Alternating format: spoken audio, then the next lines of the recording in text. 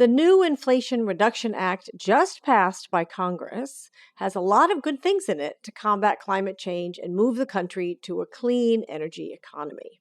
One of those things is extending the financial incentives to buy electric vehicles. More and more automakers are announcing plans to pivot to electric vehicles, so that incentive can't come a moment too soon for all of us who are big fans of electric vehicles, myself included. But how will this work? So today we're going to find out from the Chief Sustainability Officer of one of the top automakers in the world in a rare interview. So pull up a chair and listen up. Welcome to Electric Ladies Podcast, formerly known as Green Connections Radio. We bring you insights and tips from remarkably innovative women about corporate responsibility, energy, and sustainability-related issues. I'm your host, Joan Michelson.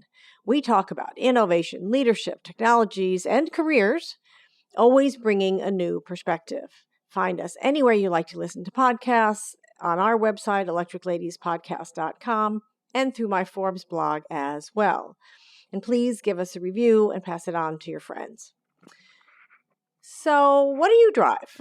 Do you own a car? If you do, chances are, or plan to, chances are pretty high that it's going to be an electric vehicle if it isn't one already, because most of the largest automakers are phasing out the traditional internal combustion engine vehicles we are all accustomed to and pivoting to EVs as part of their initiatives to help mitigate climate change. Sales of EVs are growing fast, doubling about every year, but they're still a fraction of total car sales, only about 8%. So full disclosure, as I kind of just said a bit, I am a bona fide fan of electric vehicles. I led the communications and co-led the sales and marketing team of the Chrysler Electric Vehicles division, and I'm on the board of a very cool car museum, so I am a fan. So, full disclosure. But the reality is that it's kind of complicated to pivot your entire manufacturing system to make a new product, right? I mean, think about that. How does that work? What might be the impact of extending the $7,500 tax credit to buy a new vehicle that's coming with the new Inflation Reduction Act? And what's the auto industry facing with all of these transitions? Let's find out. I'd like you to meet Kristen Siemen, who is the Chief Sustainability Officer of General Motors, where she has been for 28 years, I just learned. She's a trained engineer, having earned her bachelor's and master's degree in electrical engineering at Oakland University, and she worked her way up in a variety of engineering executive roles at General Motors. Importantly for us, she also supports women's advancement, having been instrumental in creating GM's career reentry program called Take Two, and she serves as GM's key executive for the Society of Women Engineers. She's also won a number of awards advocating for women, etc., etc., etc. Welcome to Electric Ladies, Kristen, and thank you for joining us. I really appreciate it. Thanks, Joan. Very happy to be here. Thanks for having me. Oh, you're welcome. You're welcome. Yeah, I've interviewed folks from the Society of Women Engineers too. They're really terrific. It's an amazing organization. Yeah, it is. It is, and we need more lady engineers. I want to start with the news of the day, if you will, the Inflation Reduction Act, because it provides, as I said a bit ago, an important boost to electric vehicles in the U.S. There's an extension of the $7,500 tax credit for new EVs, but they're not. I understand they're not actually usable in cars currently on the market because of a bunch of limitations that were thrown into the bill. So, what's your take on the legislation, and how does GM plan to address the fact that you can't actually use those tax credits yet? Yeah, I mean, I think it's an exciting time for all of us, right? There's a lot of goodness in there that's really going to, help accelerate the EV transition. And while some of the provisions are challenging and we won't be able to achieve them overnight, we're confident that the investments that we're making at GM, particularly in manufacturing, our workforce, and then the things that are coming along with it, infrastructure, supply chain, clean energy, and the decarbonization of the grid, I think are really going to establish the U.S. as a global leader in electrification, both today and in the future. So we really support the provisions that are going to accelerate the adoption of electric vehicles and strengthen American manufacturing and jobs. The consumer EV purchase incentives for new, used, and commercial EVs are very important. Production tax credits to support the domestic critical mineral processing and EV production, and then even the grants to support the transition of our facilities. We've made a number of announcements at GM in these spaces of what we're doing in the US, both transitioning our manufacturing facilities. We'll have over 50% of our facilities producing EVs here in the US by 2025. We've announced, 4 battery plants here in the US, number of supply chain agreements, again, to really get those critical minerals, happening here. So really excited to see where this is going to take us. Well, I appreciate that, and I'm glad you brought that up because I was going to ask you a little bit about that. I'll get to that in a second, but I want to kind of go a bit 80,000 feet up, and you've kind of touched on this in the pieces, but pivoting a 100-plus-year-old company from one product to another is not an easy task. Okay, let's put it that way. And you can't close for renovation, right? And you still have to sell your existing inventory and vehicles, and there's a demand for them, obviously. So how does this work? I mean, how do you do this? I mean, you can use a lot of the same platform, but the EVs have 30% fewer parts. They have more technologies. It's a different makeup with different skills and different assembly plants, et cetera. So how do you pivot an entire manufacturing apparatus of the whole company? Yeah, GM has been involved in electric vehicles. Many people don't realize for over 25 years, right? Back with the original EV1 and then with the launch of the Volt and then the Bolt. So this is not all new to us. In fact, we have a number of engineers that are working on the battery technology today, our Ultium platform, that were involved in those other programs. And so it's really exciting to see that transition accelerate. As you mentioned, this is a big transformation, and it's a big investment as a company and as an industry.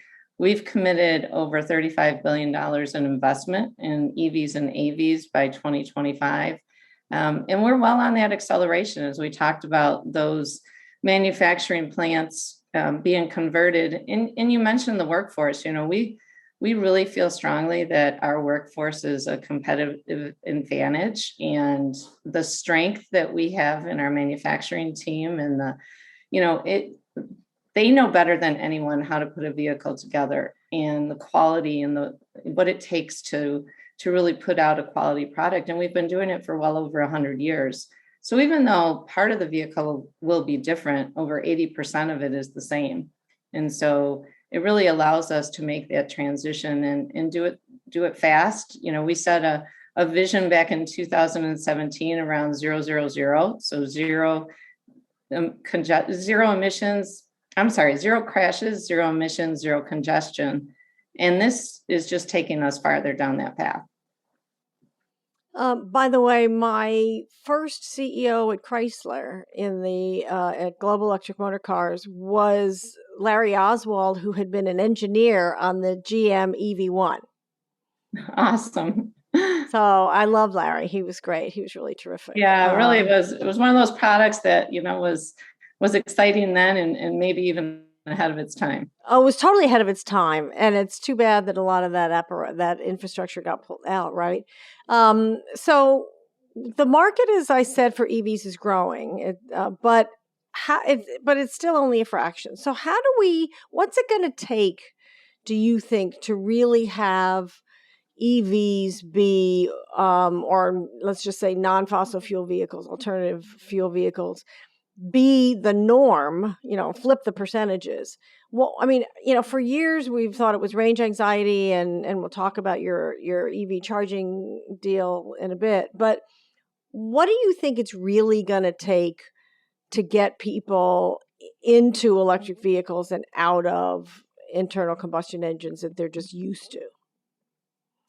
Yeah, I think it's a number of things. I think it's education. I think it's, the consumers and customers really understanding what an EV is like. And honestly, once anybody drives an EV, it's hard to go back because it's such a fun product to drive, instant acceleration and the freedom of not having to go to a gas station, frequently.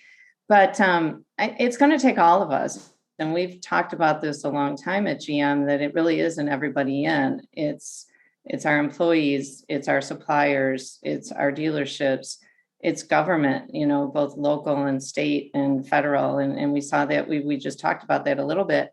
And the infrastructure is very important. People need to be able to see that they can live within an EV world, and that, if they're driving from, Detroit to Florida, or, east to west across the US, that they see the charging stations. And so it's very important that happens alongside the vehicle availability. And I think the portfolio is important as well.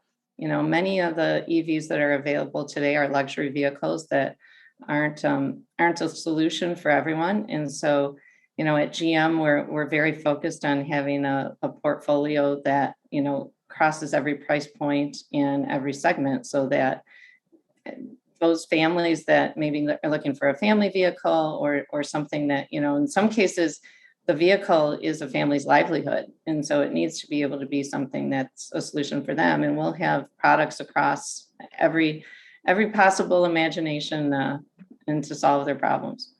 Yeah, I think I saw on your website you're going to have 30. I'm remembering this right? 35 new EVs by the end of 2025. Is that Yeah, right? well, I have over 30 models by 2025, and we've made a number of announcements recently, which are super exciting. We've obviously have the Bolt in production. We're launching the Hummer Super Truck. We've got the Cadillac Lyriq, which launched recently, a luxury vehicle that is, but starting at $60,000.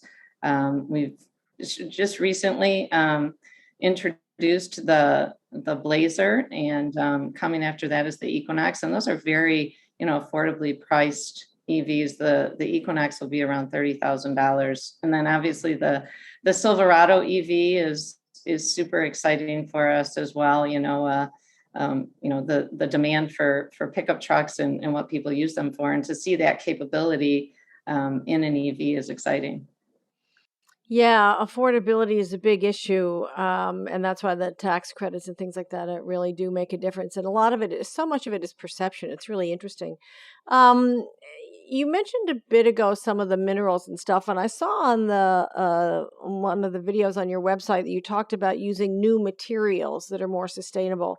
I interviewed a woman from Ford a few years ago who they were using um they were making seats out of plastic water bottles, and using some other natural products in some of the interior. So talk about some of the new materials that you're using, and what makes them more sustainable. Yeah, I mean, we've been focused on recyclability for a long, long time at GM.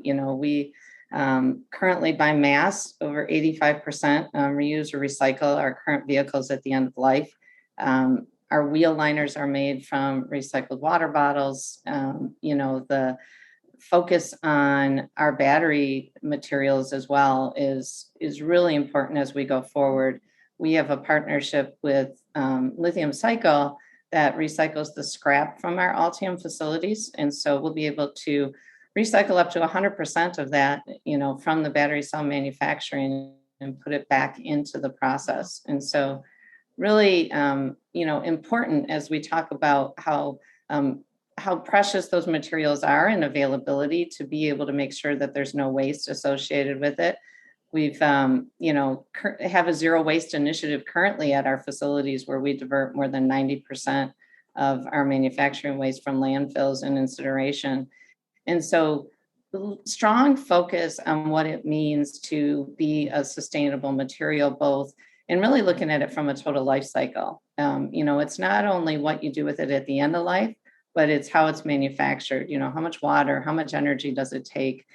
In really looking at it from that standpoint, so that we make the best decision for the total eco cycle, and really looking at it from the long term. Yeah, recycling batteries is, I mean, the whole end of life issue with batteries is such a huge problem. I've spoken at the Move Transportation Conference before, and I'm speaking at it again next month. And that's one of the things that there's been some innovative companies that coming out with ways to either melt down the batteries or use break it down, break it apart basically and use the parts. And then there's some people who think I interviewed someone recently who talked about that there's still a lot of life left in a battery, even after it's perceived as spent, and that they can use that amount of power to do something else, like power solar panels or power something else. And that was pretty interesting to me because everybody I've talked to has been focused on what you just said, which is breaking down in effect the battery to and recycling it to use it again. Have you been looking at ways to um, continue to use an existing battery in its whole part, but that is just technically too low generation to use in a vehicle? Yeah, no, absolutely. Something very important to us, and it's a good news story that our batteries have been lasting much longer than anybody anticipated. So the durability has been very high, which is fantastic. As you mentioned, even when it gets to the end of life for a vehicle, there's many other opportunities as backup storage generation. My family would tell you that I'm a little obsessed with battery recycling that we use batteries in our house. I actually have a voltmeter that I measure to make sure that they're not completely dead, because there are other things that they'll Yeah. work in. They may not work in their gaming device or be strong enough for that, but we can still use them for remote control. So to me, recycling of batteries is very important, and you can take it from down to a small alkaline battery all the way up to our large Altium devices. But it really is an important part of looking at how we use that asset across the entire life.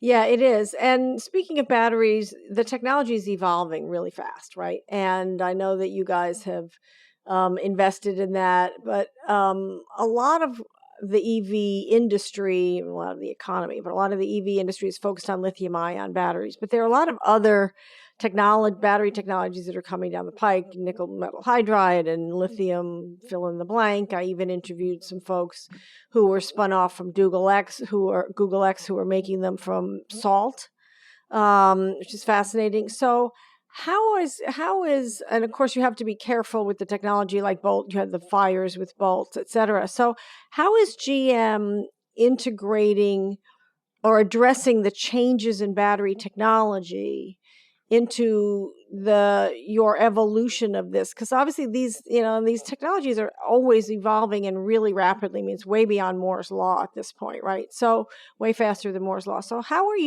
what kind of other battery technologies are you looking at, and how are you integrating them along the way?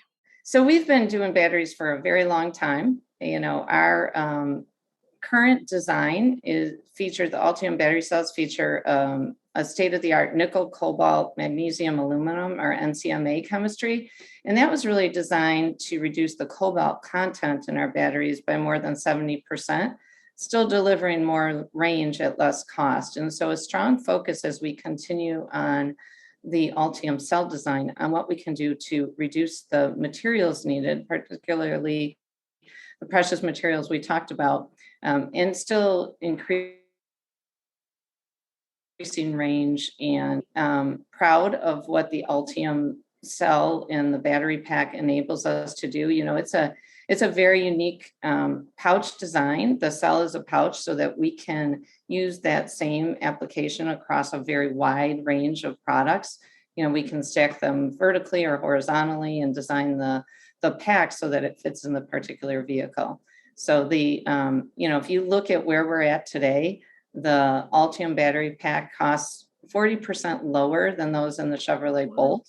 We're accelerating to achieve up to 60% cost reduction from today.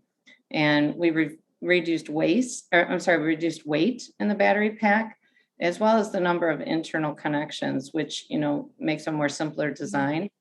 And then still, again, focused on capacity per cell, because we all know that range is very important. And so want to continue to manage all of those characteristics and make sure that we put the best solution forward. Yeah, does the NCMA technology have a longer range and lifespan than the lithium ion? Based on what we've done today, we're, farther ahead than we were on the Bolt, and we'll continue to look at, always looking at, new chemistries and new technologies and innovations on how to get the most out of it.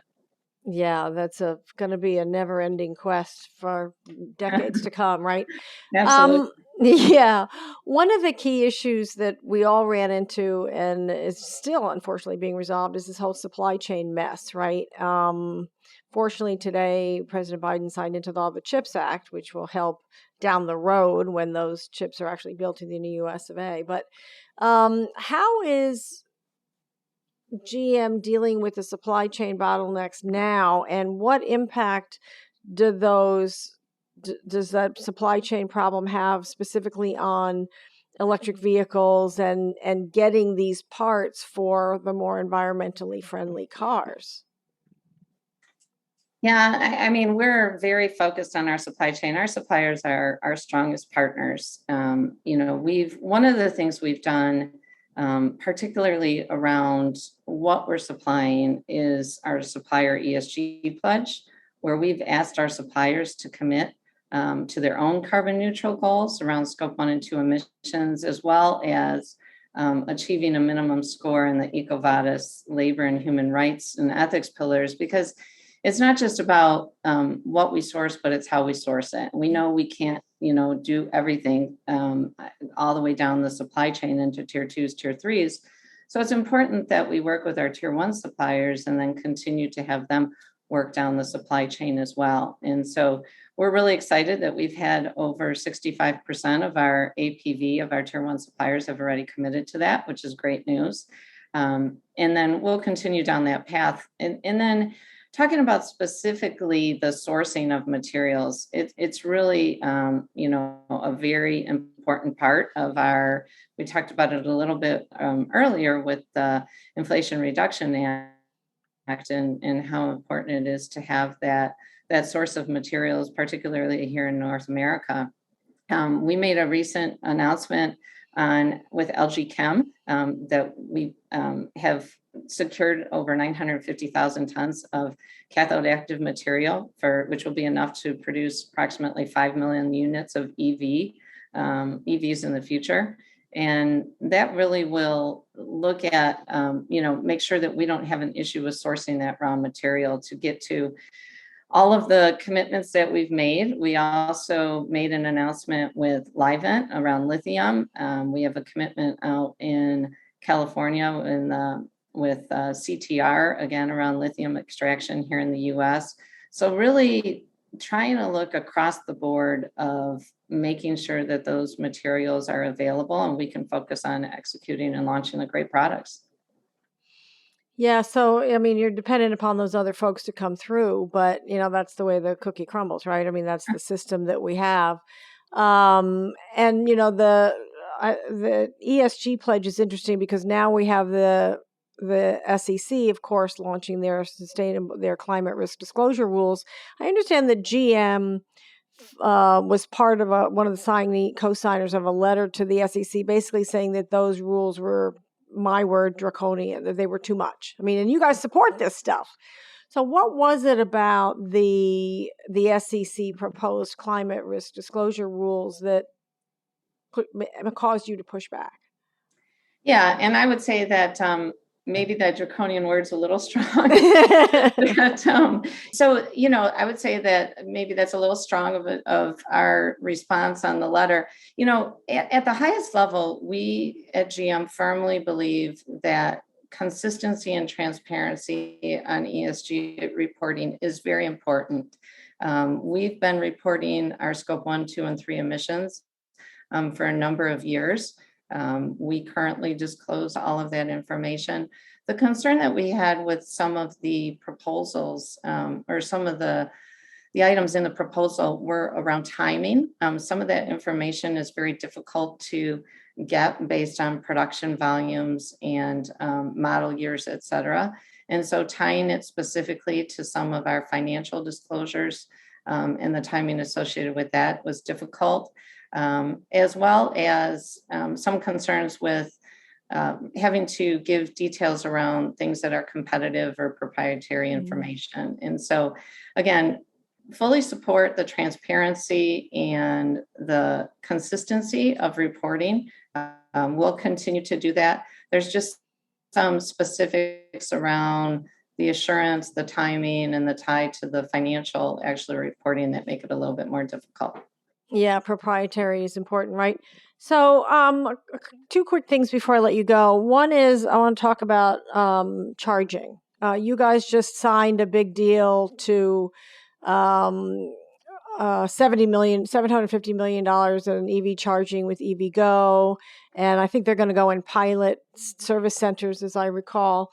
So, I mean, I know from my days in EVs, and again, I'm a fan. By the way, I just bought a new car and I had to get a hybrid because my building does not have charging. I'm just saying, Yeah. it's an Yeah. opportunity. So help, how is this going to work? And it's so critical to get people into electric vehicles. How is this being funded? How does this work? Explain the rollout to me of this. Yeah, so let me start with your challenge, right? The multi-dwelling housing, because I think that's one of the things that we're really focused on. At the highest level, we believe firmly in equitable climate action, and we kind of look at it in four parts. It's the future of work and making sure that we bring our employees along with us.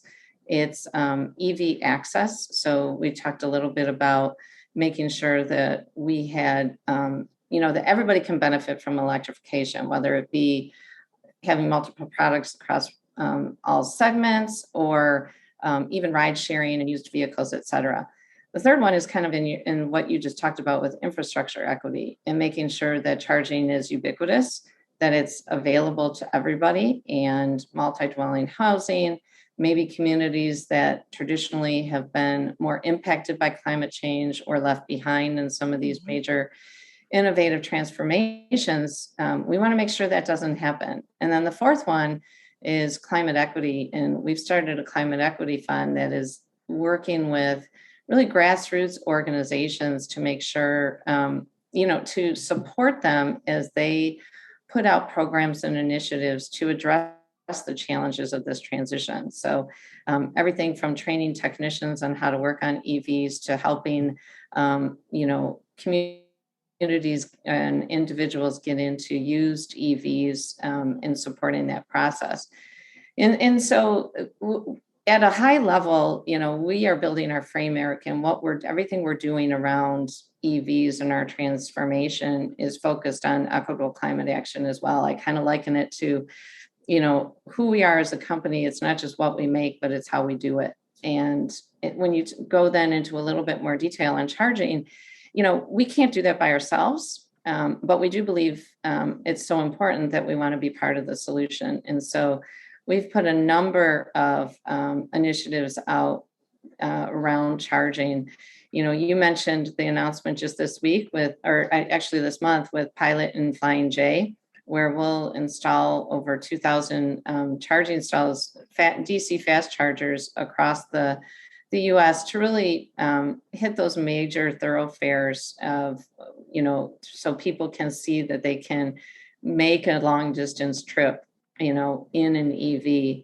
We've one of the initiatives that I think is really exciting too is we've partnered with our dealerships that to install over 30,000 charging outlets at dealer sites, and that'll connect over 3,000 communities across the U.S. There's a statistic that says, there's over 90% of the U.S. population is no more than 5 to 10 miles away from a GM dealership. And so who better to understand the community? Yeah, it That's really, amazing. Really? That's astonishing. so we really, and we look at our dealers as really an important part Oh, of, yeah. this transition, and they're a great partner, and they know better than anyone where the charging station is needed in their community, Well, yeah, whether it's they're very integrated into the communities. I mean, absolutely, yeah. absolutely. So whether it's at a local community center, maybe it's at the, where all the soccer fields are and people are standing there waiting for kids to practice or games to finish, and so it really connects the dealership to the community and be able to show again where people can see themselves living in that EV world. Yeah, and it's really interesting the role of dealers, car dealers in our society, really, because they really are pivotal players in the community. I mean, when I was at Chrysler, I did a program where we had dealers donate cars to the Boys and Girls Club to decorate for Christmas, and the dealers collected toys for the kids, and then somebody from the dealership dressed up as Santa Claus and delivered the toys to the Boys and Girls Club. We called it a methane-free Christmas. So there you go. Oh, I love it. That I went love it. viral. Yeah, that was funny. That was cool. We like that. I And one mean, other thing, I'm sorry, I was no, just, go ahead. one of the other things that we've done is we introduced what's called Ultium Charge 360, which is really an innovative approach and of, not only integrating the charging networks, but its mobile apps and its products and services so that the entire EV ownership and charging experience is very simple for our EV customers. In fact, we just recently introduced kind of plug and go. So once customers register for the first time with charging their vehicle, it'll recognize it the next time. And, we've got data on years and years of experiments with OnStar and other things that now packaging this all up in the Ultium Charge 360 really enables it to be a very simple transition for our customers. Oh, that's interesting. I had a neighbor in my building who had a Nissan Leaf, but he was having trouble finding places to charge it. And that was part of what, my signal was. Besides, I just can't pull into my parking space and charge it. So that would if you if and that would that and the dealers and the charging station. I mean, we've got it. You're right. The whole ecosystem has got to shift. Absolutely. So, I've been pretty active with women in the auto sector for obvious reasons. And recently hosted the Women Automotive Network June Summit. I had a lot of vibrant discussions, as you would guess. And they're really cool women in the auto sector from all over the world at various types of roles, various functions, etc. Literally across the globe. I think we had practically every time zone covered. Um, but I want before I get some career advice for you, I'm wondering if you can share what you think companies can do to get more women at every level, but especially into leadership, and especially in as EVs evolve, as these alternative, more high tech, knowledge driven vehicles come into the market and are developed as well. Yeah.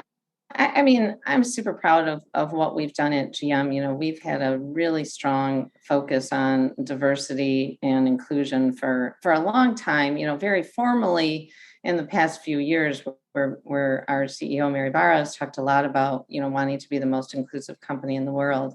But, we've got great programs in place that I think are important to focus on not only bringing women into the field and to start with our outreach, whether it be through SWE or our university partners, but also looking at how we develop them throughout their career. We have a program, what we call the Women's Leadership Boot Camp, where we take high potential women and we really put them through a training session that's focused on them and their personal development, not training them on some latest technology, which they all can pick up, very easily, but really their leadership and their own personal development. And then we partner them with senior leader women in the company to help them through, those next steps in offering career advice. And so whether it's that, or you mentioned at the beginning the Take Two program that I started at GM, which is a returnship program, and it's open to both men and women, but certainly has been a great way for us to bring female talent back into the industry who took a leave for 2 or more years for whatever reason, whether it be to raise their children or maybe follow a spouse to an international assignment. And it's been super exciting to see, women come back into the industry after being gone. We had anywhere from 2 years. The longest we had was somebody who was gone for 24 years. Wow. And, to see them come in on day one and be a little unsure, not necessarily have the confidence in what happens over a period of time of how they realize what we realized, right, is that your degree never expires.